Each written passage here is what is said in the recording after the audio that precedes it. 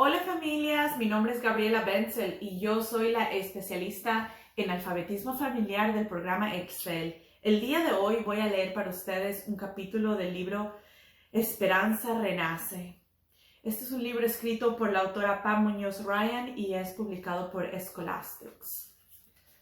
El capítulo de hoy que estaré leyendo para ustedes es Los aguacates. Los aguacates. El aliento de Esperanza se convertía en humo, blanco mientras esperaba el camión que la llevaría a atar vides. Se apoyaba alternativamente en cada pie y aplaudía con sus manos enguantadas mientras que se preguntaba qué le traería este nuevo año. No tenía nada de nuevo, porque seguía con las mismas rutinas. Durante la semana trabajaba, al final de la tarde ayudaba a Hortensia a preparar la cena. Antes de dormir, ayudaba a Josefina con los bebés y a Isabel con sus tareas de la escuela. Los sábados y los domingos iba a ver a mamá. Para entrar en calor, se acurrucó junto a una olla que había en la hoguera y empezó a contar mentalmente el dinero que necesitaba para traer a abuelita. Cada 2 semanas, con el poco dinero que había ahorrado, compraba un giro postal en la tienda y lo guardaba en su maleta. Calculaba que si seguía trabajando hasta la temporada de duraznos, tendría suficiente para el viaje de abuelita. Entonces su problema sería ponerse en contacto con ella. Los hombres pasaban primero por las hileras, podando las vides más gruesas y dejando unas cuantas ramas o cañas en cada tronco. Esperanza iba atrás con las demás mujeres, atando esas cañas al alambre tirante que se extendía de poste a poste. El frío le causaba dolor y tenía que moverse todo el tiempo para conservar el calor. Esa noche, mientras hundía las manos en el agua caliente, se dio cuenta de que sus manos eran irreconocibles. Estaban llenas de cortes y cicatrices, hinchadas y ásperas. Parecían las manos de un anciano. ¿Estás segura de que esto me hará bien?, preguntó Esperanza, mientras veía a Hortensia cortar un aguacate maduro por la mitad. ¡Claro!, dijo Hortensia, quitando la semilla y dejando un agujero en el corazón de la fruta. Sacó la pulpa con una cuchara, la aplastó en un plato y añadió un poco de glicerina. Me has visto preparar esto para tu mamá muchas veces. Tenemos suerte de tener aguacates en esta época del año. Unos amigos de Josefina los compraron en Los Ángeles. Hortensia untó las manos de Esperanza con la mezcla de aguacate. Debes esperar por lo menos 20 minutos para que las manos absorban bien los aceites. Esperanza miró sus manos cubiertas con la loción verde grasienta y recordó que mamá se sentaba de la misma manera cuando pasaba muchas horas dedicada en la jardinería o después de largas cabalgatas con papá por los campos secos de Mesquite. Cuando era chica se reía de las manos de mamá cubiertas de lo que parecía guacamole, pero le encantaba cuando se las enjuagaba y Esperanza ponía las manos de mamá en su cara para sentir su elasticidad y su olor agradable. Esperanza se sorprendió de las cosas sencillas que extrañaba de mamá. Extrañaba su forma de entrar en una habitación elegante y majestuosa. Extrañaba verla tejer, moviendo hábilmente los dedos, y sobre todo añoraba su risa fuerte y reconfortante. Colocó las manos bajo la llave de agua y se enjuagó el aguacate y las secó. Aunque habían mejorado, todavía estaban rojas y maltratadas. Tomó otro aguacate, pasó el cuchillo alrededor del hueso y lo sacó. Repitió la receta de Hortensia, pero al sentarse por segunda vez con las manos bien cubiertas, se dio cuenta que no importaba cuánto aguacate y glicerina se pusiera en sus manos. Nunca lucirían las manos como las de una mujer adinerada de El Rancho de las Rosas, porque eran las manos de una campesina pobre. Fue al final de la temporada de atar los vides cuando el médico detuvo a Esperanza y a Miguel en el pasillo del hospital antes de llegar a la habitación de mamá. Les pedí a las enfermeras que me avisaran cuando los vieran venir. Siento decirte que tu mamá tiene neumonía. ¿Cómo puede ser?, preguntó Esperanza. Se sintió que le temblaban las manos mientras miraba al médico. Pensaba que estaba mejor. Esta enfermedad, la fiebre del valle, hace que el cuerpo se debilite y que sea vulnerable a otras infecciones. Le estamos dando medicinas, pero está débil. Sé que es duro para ti, pero nos gustaría pedirles que no vinieran a visitarla, al menos durante un mes, quizás más. No podemos arriesgarnos a que contraiga otra infección causada por gérmenes que vienen del exterior. ¿Puedo verla, aunque sea por un momento? El médico vaciló y luego asintió y se marchó. Esperanza corrió a la cama de mamá y Miguel la siguió. Esperanza no podía imaginarse lo que sería no verla durante semanas. «Mamá», dijo Esperanza. Mamá abrió los ojos y sonrió levemente. Estaba muy delgada y frágil, con el pelo despeinado y sucio, y la cara tan blanca que parecía confundirse con las sábanas, como si fuera a hundirse en la cama y desaparecer para siempre. Mamá parecía el fantasma de sí misma. «El doctor dice que no puedo venir a verte por una temporada». Mamá asintió, cerrando lentamente los ojos, como si un peso le impidiera mantenerlos abiertos. Esperanza sintió la mano de Miguel en su hombro. «Ansa, debemos irnos», dijo. Pero Esperanza no se movió. Quería hacer algo para que mamá se sintiera mejor. Vio el peine y las horquillas en la mesita junto de la cama. Con cuidado acomodó a mamá sobre un costado y le juntó todo el cabello. Se lo cepilló y le hizo una trenza larga. Le envolvió alrededor de la cabeza y luego la sujetó con horquillas. Después ayudó a mamá a acostarse sobre su espalda. Ahora su cabello enmarcaba su cara, recortada contra las sábanas, como un halo en forma de trenza, como solía llevarlo en aguas calientes. Esperanza se agachó junto a ella y le dijo al oído: «No te preocupes, mamá. Recuerda que yo me ocuparé de todo. Estoy trabajando y puedo pagar las facturas. Te quiero mucho». «Yo también te quiero», dijo mamá suavemente, y cuando Esperanza se volteó para marcharse, oyó a mamá murmurar: «Pase lo que pase». «Necesitas salir del campamento, Esperanza», dijo Hortensia mientras le entregaba la lista de las compras y le pedía que fuera a la tienda con Miguel. «El primer día de la primavera y hace muy buen día». «Creía que a ti y a Josefina les gustaba mucho ir a la tienda los sábados», dijo Esperanza. «Nos gusta, pero hoy tenemos que ayudar a Melinda, a Irene, a hacer enchiladas. ¿Puedes ir tú?» Esperanza sabía que intentaba mantenerla ocupada. Mamá llevaba en el hospital 3 meses y Esperanza no había podido visitarla en las últimas semanas. Desde entonces Esperanza estaba distinta. Seguía con sus actividades cotidianas, era bastante amable y respondía a las preguntas de todos con respuestas sencillas, pero estaba atormentada por la ausencia de mamá. Papá, abuelita, mamá, ¿quién sería el siguiente? Todas las noches se metía en la cama lo más pronto posible, se acurrucaba y no se movía hasta la mañana siguiente. Sabía que Josefina y Hortensia estaban preocupadas por ella.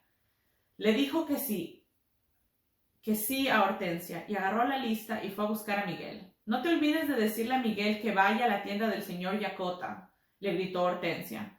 Hortensia tenía razón acerca del buen tiempo. La niebla y el color gris habían desaparecido. El aire del valle era fresco y limpio, gracias a las lluvias recientes. La camioneta pasó junto a los campos llenos de plantas de espárragos altas y espigadas, que ella tendría que empacar muy pronto. En los árboles quedaban frutas, como si fueran decoraciones de un árbol de Navidad. Y aunque todavía hacía fresco, había expectación en el aire, y Esperanza sintió un rico olor a tierra que prometía la llegada de la primavera. «Miguel, ¿por qué siempre vamos a comprar tan lejos hasta la tienda japonesa cuando hay otras tiendas más cercanas a Irving?» «Los dueños de las tiendas no son tan amables con los mexicanos como el señor Yacota», dijo Miguel. «Él tiene muchas cosas que necesitamos y nos trata como personas». «¿Qué quieres decir?» «Esperanza, la gente de acá piensa que todos los mexicanos son iguales. Piensan que no tenemos educación, que somos sucios, pobres y sin oficio. ¿No se les ocurre pensar que muchos vinieron de México con una profesión?» Esperanza miró su ropa. Llevaba una falda que había sido de mamá y antes de otra mujer. Encima tenía un suéter de hombre que le faltaban varios botones, también demasiado grande para ella. Se inclinó y se miró al espejo. Tenía el rostro bronceado de estar en el campo y se había acostumbrado a llevar el pelo anollado en una trenza larga porque mamá tenía razón. Era mucho más práctico. Miguel, ¿cómo puede mirarme a alguien sin pensar que no tengo educación? Él sonrió. Lo que pasa, Esperanza, es que tú recibiste mejor educación que muchas de las personas que hay en este país, pero seguramente nadie lo va a reconocer ni se va a molestar en enterarse. Los americanos nos ven como un grupo grande de color café que solamente sirve para trabajos manuales. En esta tienda nadie se queda mirándonos, ni nos tratan como extranjeros, ni nos llaman sucios, mugrientos. Mi papá dice que el señor Yakota es un hombre de negocios inteligente. El señor Yakota se está enriqueciendo gracias a los malos modales de otros. La explicación de Miguel ya la había oído antes. El contacto de Esperanza con estadounidenses fuera del campamento se limitaba al médico y a las enfermeras del hospital, pero había escuchado historias del trato que recibían otros. En los cines habían secciones destinadas a negros y mexicanos. En la ciudad, los padres no querían que sus hijos fueran a las mismas escuelas que los mexicanos. Vivir alejados de la ciudad en el campamento de la compañía tenía sus ventajas, pensaba Esperanza. Todos los niños iban a la escuela, blancos, mexicanos, japoneses, chinos y filipinos, todos juntos. No se discriminaba a nadie porque todos eran pobres. A veces Esperanza sentía que vivía en una cristalidad, protegida de la gran parte de la indignación. Miguel entró en el estacionamiento del mercado. Espérame, voy a preguntarle a esos hombres que están en la esquina si saben algo de los empleos del ferrocarril. Esperanza entró en la tienda. El señor Yakota era de Tokio y tenía todo tipo de ingredientes japoneses para cocinar, como algas, jengibre y pescados frescos con cabeza. Pero también habían productos mexicanos, como harina para tamales, chiles para hacer salsa y bolsas grandes de frijoles. En la sección de carnes incluso había tripa de vaca, carne para cocinar menudo y otras especialidades como chorizo y patas de cerdo. Lo que más le gustaba a Esperanza de la tienda era la decoración del cielo raso, con una mezcla de lámparas japonesas, papel y piñatas en forma de estrellas y burros. Había un pequeño burro de papel que Esperanza no había visto antes. Era como uno de los que mamá le había comprado hace varios años. Esperanza pensó entonces que era muy lindo y no quiso romperlo, aunque estaba lleno de dulces. Prefirió colgarlo en su habitación, encima de su cama. Un dependiente pasó a su lado y ella impulsivamente señaló la pequeña piñata. Por favor, dijo, please. Compró las cosas que necesitaba, entre ellas otro giro postal. Esa era otra de las ventajas de la tienda del señor Yakota. Ahí podía comprar giros postales. Cuando Miguel volvió, Esperanza lo esperaba en la camioneta. ¿Otro giro postal? ¿Qué haces con ellos?, preguntó Miguel. Los guardo en mi maleta. Son de muy poco dinero, pero cuando junte muchos podré traer a abuelita. ¿Y la piñata? No es el cumpleaños de nadie. La compré para mamá. Pediré que las enfermeras la pongan cerca de su cama. Así sabrá que pienso en ella. De regreso a casa podemos detenernos en el hospital. ¿Puedes hacer un agujero en la parte de arriba para meter dulces? Así las enfermeras podrán comérselos. Miguel sacó su navaja del bolsillo e hizo un agujero en la piñata. Mientras él manejaba, Esperanza empezó a llenarla de caramelos. La carretera principal pasaba cerca de una plantación de almendros y los árboles estaban llenos de hojas de color verde grisáceo y brotes blancos. Esperanza vio a una mujer y a una muchacha que caminaban de la mano y llevaban una bolsa de compras en la otra mano. A Esperanza le pareció que era una linda escena, dos mujeres rodeadas de primaverales. Esperanza reconoció a una de ellas. «Me parece que esa es Marta». Miguel detuvo el camión y lentamente dio marcha atrás. «Vamos a llevarlas». Esperanza asintió con desgana, recordando la última vez que la habían llevado en el camión, pero abrió la puerta. Esperanza y Miguel. ¡Qué buena suerte!, dijo Marta. Esta es mi mamá, Ada. Gracias por llevarnos. La madre de Marta tenía el mismo cabello corto y rizado que su hija, pero salpicado de gris. Miguel salió y puso sus botas en la parte trasera de la camioneta para que ellas pudieran ir en la cabina. Oí lo que pasó a tu mamá y estoy rezando por ella, dijo Ada. Esperanza se sorprendió y al mismo tiempo se conmovió. Gracias, le agradezco mucho. ¿Viven en nuestro campamento?, preguntó Miguel. No, dijo Marta. Como probablemente saben, yo no soy bien recibida allá. Vamos a una milla más allá, a la hacienda de los huelguistas. Nos expulsaron de los campamentos de trabajadores migratorios y nos dijeron que o volvíamos a trabajar o nos teníamos que marchar. Así que nos fuimos. No vamos a trabajar en esas condiciones repugnantes y por ese miserio de salario. Ada estaba callada y asentía cuando Marta hablaba de la huelga. Esperanza sintió una punzada de envidia cuando se fijó que Marta nunca soltaba la mano de su mamá. Somos cientos en esta hacienda y miles de personas de todo el condado se unen a nuestra causa todos los días. Ustedes son nuevos acá, pero con el tiempo comprenderán lo que tratamos de cambiar. Mira a la izquierda, dijo señalando un camino de tierra marcado por huellas de llantas. Miguel se metió por un sendero bordado de campos de algodón. Finalmente llegaron al terreno rodeado de una cerca de alambre espinoso. Había una sola apertura, custodiada por varios hombres que llevaban bandas en los brazos. Aquí es, dijo Ada. ¿Para qué son los guardias?, preguntó Esperanza. Para protegernos, dijo Marta. El dueño de la tierra es partidario nuestro, pero mucha gente no le gustan los huelguistas que causan problemas. Hemos recibido amenazas. Los hombres se turnan en la entrada. Miguel detuvo la camioneta en el lado del camino. Solamente habían 10 retretes de madera para cientos de personas y Esperanza sentía el olor desde la camioneta. Algunos vivían en tiendas de campaña, pero otras solamente tenían sacos de yute atados a unos postes. Otros vivían en autos o en camiones viejos. En el suelo habían colchones donde se descansaban las personas y los perros.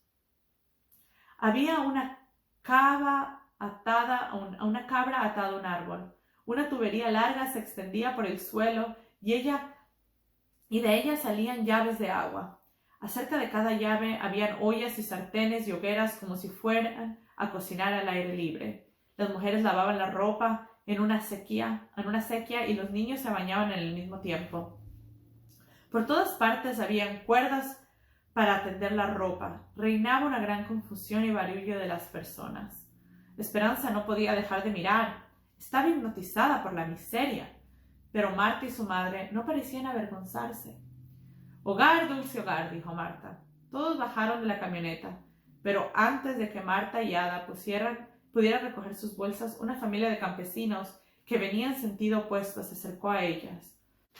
Los niños estaban sucios y flacos, y la madre sostenía un bebé que estaba llorando. ¿Tienen comida para alimentar a mi familia?, preguntó el padre. Nos expulsaron de nuestro campamento porque yo estaba en huelga. Mi familia lleva 2 días sin comer. Hay demasiada gente que llega al valle dispuesta a trabajar por unos centavos. Ayer trabajé todo el día y gané menos de 50 centavos. Con eso no puedo comprar comida ni para un día. Esperaba que aquí, con otros que han pasado por lo mismo.